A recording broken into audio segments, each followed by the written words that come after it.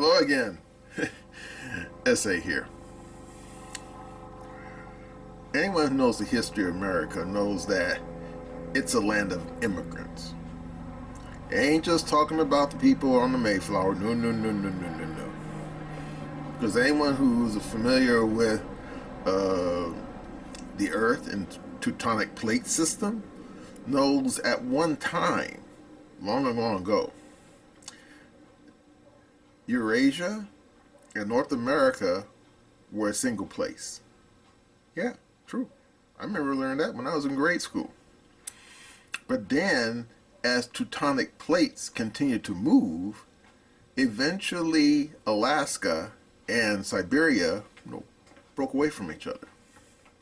But before that happened, several groups of humans migrated across that land bridge, i.e., immigrants. Of course, the people who showed up on boats long after, well, yeah, they're immigrants too. But yeah, there's always, when it comes to humans and certain animal species, there's always been immigrants here. Now, in the present context of immigration, particularly to the United States, well, let's just say this. Depending on who you ask, and more importantly, their outlook, i.e., how they were brought up, you can get a whole plethora of responses. Some reasonable, some not so. Now, right now, I'm going to show you a snippet of a video by that big boy, Journey from the Quartering, and it has to do about one particular aspect of immigration to the United States. Okay, are you ready? Here we go. Jeremy here from the Quartering. I hope you're having an absolutely wonderful day. Lots of news to discuss today.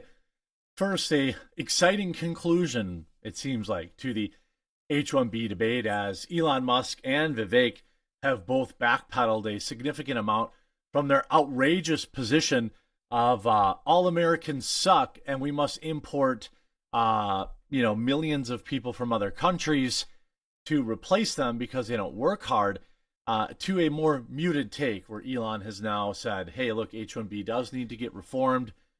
Vivek also saying the same. Things got pretty nasty there. People want to start digging around, point out, hey, Vivek, how'd that IPO go that you cashed out on I think it was a diabetes medicine or something like that never came to market, but you took a lot of money for, this kind of stuff.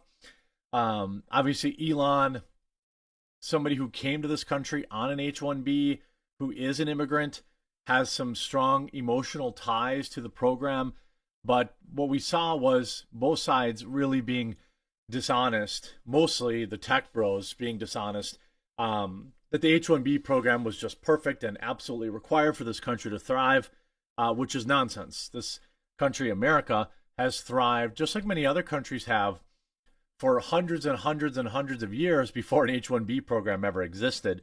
But both took a step back.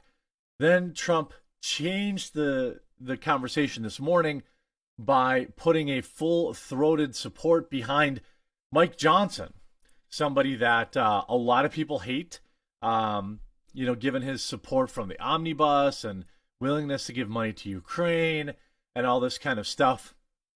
I don't think that it's always the best decision to excuse every possible mistake that Donald Trump makes as a fifth dimensional chess move. But this one may have a more reasonable answer as to why he backed him. We'll get into that. Also, don't forget to tune in today, 1 Eastern. If you're a YouTube viewer, please subscribe to Quartercast. I'll be live with Hannah Claire Brimlow and Six Hexenhammer today at 1 Eastern. I'll leave it linked in the description below. Or download the Rumble app and follow me over on Rumble at the Quartering. Slapped down Musk, forced into massive U-turn after a mega meltdown. Now, again, yes, there were, it would be disingenuous to say that there weren't some people that were probably flying off the handle. But the reality is, people like Elon, people like Vivek, were ignoring the fact that the program is wildly taken advantage of by greedy corporations. Things getting revealed like Patrick Bet David having used an H-1B visa to hire a graphic designer for $42,000, or at least applying for one. Patrick Bet-David couldn't find a graphic designer for $40K in America? That's absurd. Obviously, corporations take advantage of the H-1B program to hire cheap labor. Let's stop with the as the kids would say, the cap. Stop with the lying.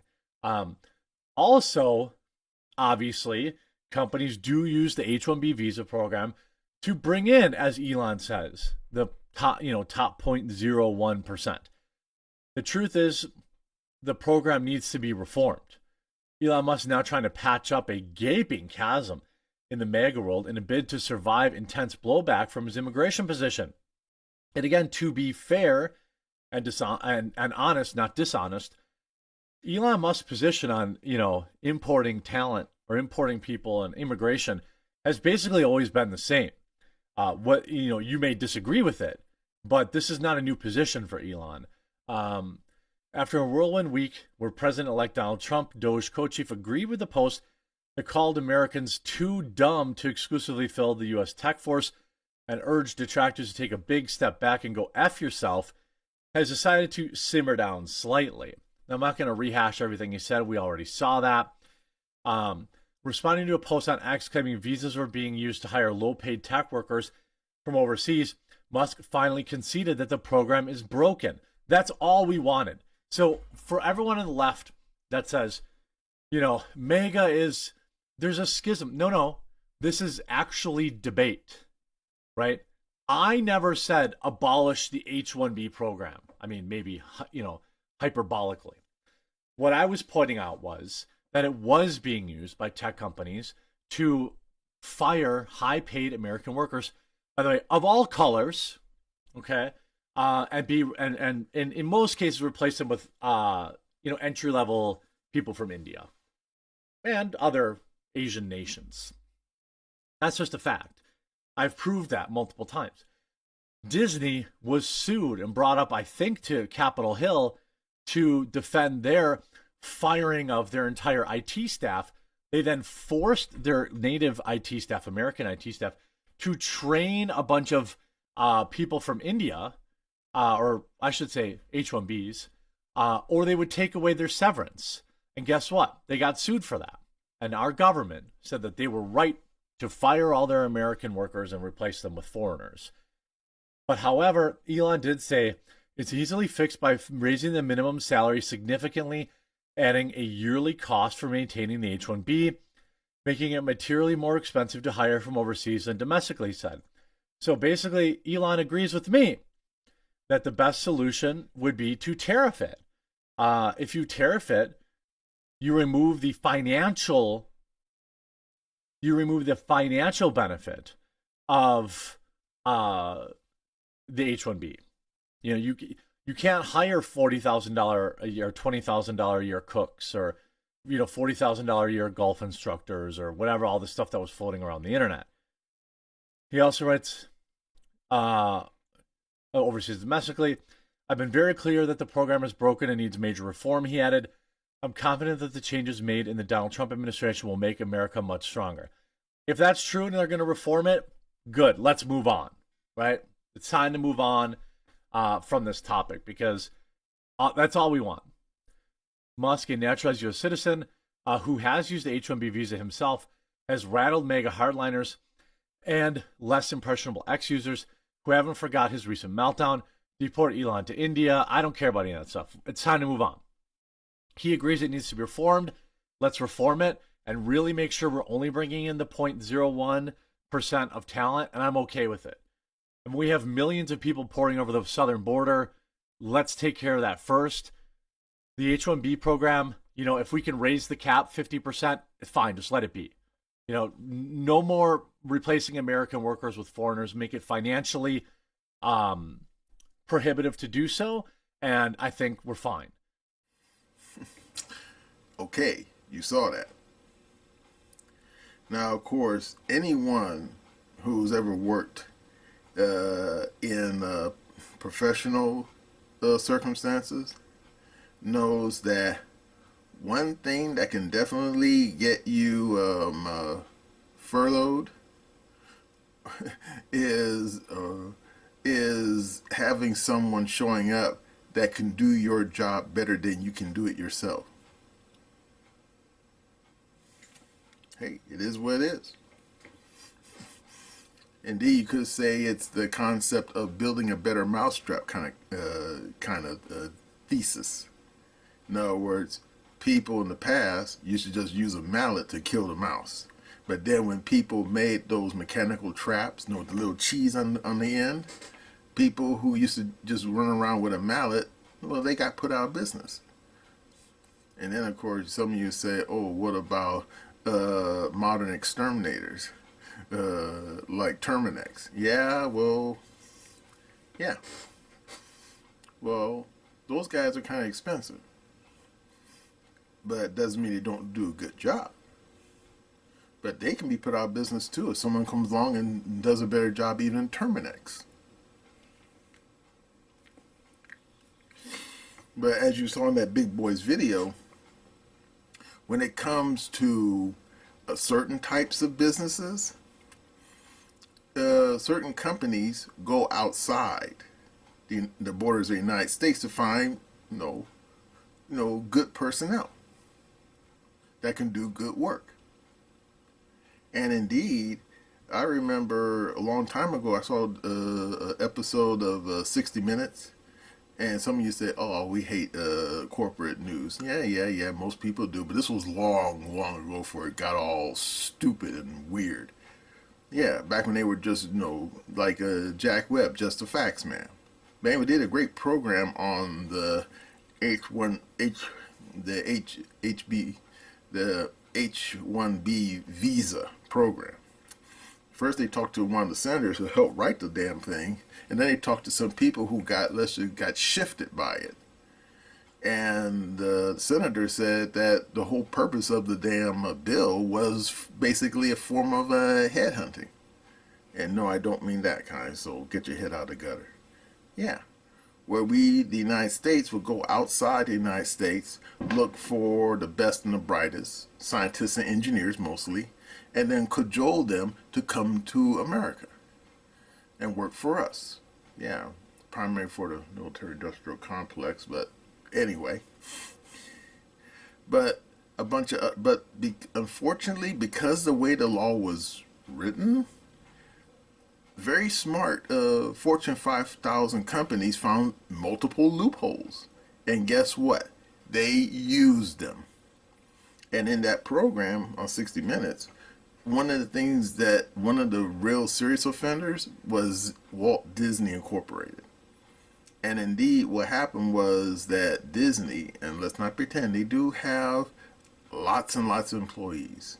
But anyway, in the story, well, one particular section of Disney Incorporated, mostly technical people. Now we're not talking like serious hardcore engineers, just technical people. I guess they run some of the animatronics and stuff, whatever. But anyway, they were told that they're all being laid off. But wait for it, you ready? They were also being told that they had to stay on to train their replacements. And you say, what? Yeah. And indeed, they talked to one of the people who had been with Disney for well over a decade, a black guy too, I remember that part. And he said it was like basically, they said the fact that we were training these people, even though I have to admit they were mostly from India, but anyway, some were from Bangladesh, but whatever. And they said that the guy said it was like slitting your own throat. The fact that we had to sit there and train our replacements and make sure they knew how to do the job before we basically, got our pink slips and walked out the back door. And I have to admit, that sucks. But wait for it, you ready? Part of the story didn't talk about what happened afterwards. Not only were these guys' replacements paid less than they were, but wait for it, you ready? A lot of these people who were from the subcontinent, they had to give up part of their salary to the outsource company. And you say, what? Yeah. They said that was the most sleaziest aspect of this particular incident was that these people who from the subcontinent, they were not so much recruited directly by Disney. What they said, Disney went to a secondary company in the subcontinent, and this company then went out and rounded up the people. But then, in order to, and this is the part I thought was really sleazy. In fact, it still is. This outsourcing company, they basically cajoled these candidates for these Disney jobs to give up part of their salary or future earnings just to have the opportunity to go to America to work for Disney. And you say, what? Yeah. And before you can say that sounds like rubbish, well, guess what? It is. And guess what? That's not the only example. Other companies have done the same thing. American companies working with these people, primarily in the subcontinent, hiring people there, but then these companies, the secondary companies, they would then basically force the people who they are basically recruiting to give up part of their salary to them before their name can be passed on to Disney, Chase Manhattan Bank, John Deere, whatever. And you say, well, that sounds like a dirty scheme. And you know what? You're right. Absolutely, 155%.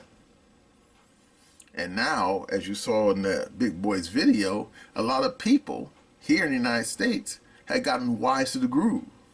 Indeed, Mark Dice, he mentioned this earlier, and he said that if you go and looked at some of the H1-B visa recipients just within the last couple of years and look at exactly what kind of jobs they were getting, let's just this. It wasn't mostly engineers and scientists, that's for sure. Indeed, in some places, they had people listed as cooks. And you say, what? Yeah.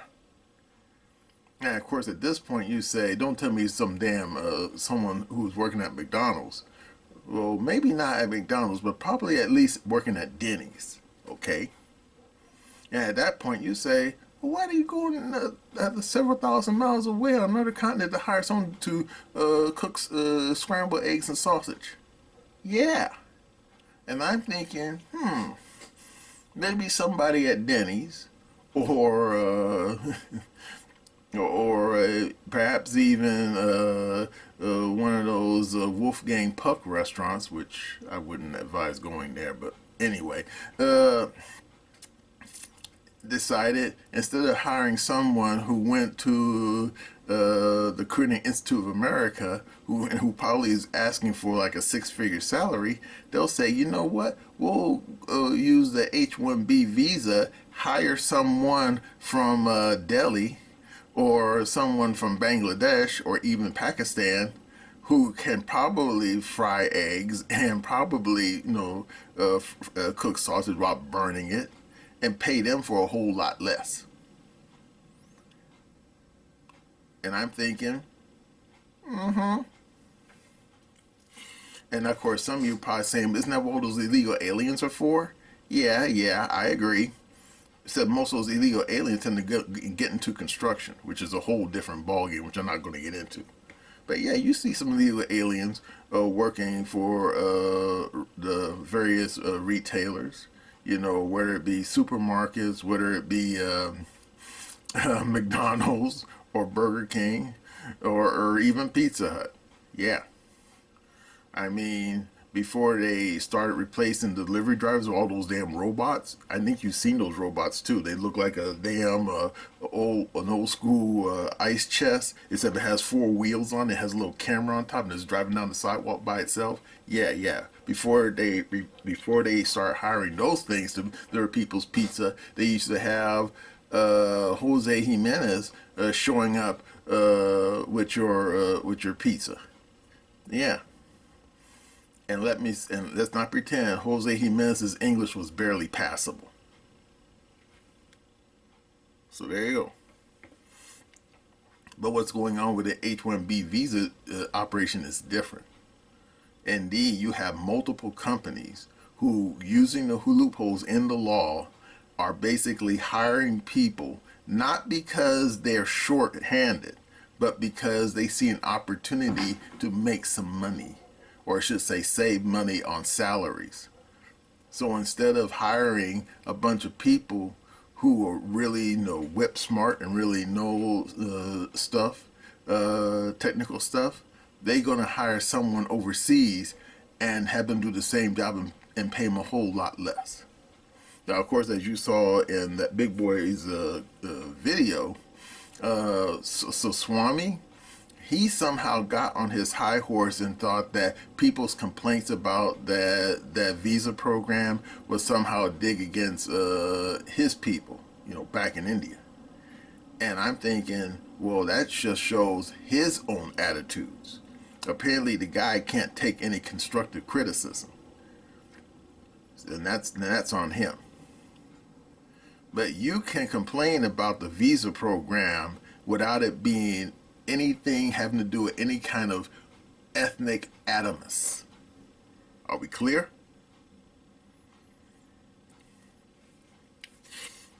So how do you fix the problem? Simple. You have to go to Congress and have them fine-tune the law to close those loopholes. That way outfits like Disney won't fire all their high-paying technical staff, who would just happen to be Americans, I might add, and replace them with a bunch of people overseas who will work a whole lot less. That's all you gotta do. Now, will old Trump do it? Don't know. Because when you look at what the U.S. Congress looks like right now, I mean, let's not even pretend. The damn Republican-controlled House of Representatives, I mean, they hanging on by their fingernails. Why? I don't know. We expect they're Republicans, They can't miss an opportunity to miss an opportunity. And as for the Senate, well, from the last election, the Republicans technically got control, but believe me, it's not a strong, what's the word for it? They don't have a strong grip on the Senate. Indeed, I think they only have like about 2 or 3 seat majority, which isn't much. So, yeah, I ain't holding my breath that the Republicans or even Trump were able to change that law and close those loopholes. Which means that regardless of who's in the White House or who's in Congress, as long as these corporations think they can pull a fast one on their workers, well, guess what? They'll do it. Okay? Well, that's all I have to say about this rigmarole over this visa program. And that's my opinion.